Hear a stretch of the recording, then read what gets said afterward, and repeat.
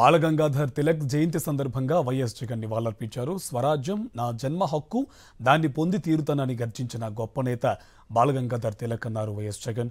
స్వాతంత్ర్య పోరాటంలో తొలి ఉద్యమ జ్వాలలు రగిలించిన మహానేత అని కొనియాడారు. దేశ సేవకు ఆయన చేసిన త్యాగాలు చిరస్మరణీయమని జగన్ ఎక్స్లో పోస్ట్ చేశారు.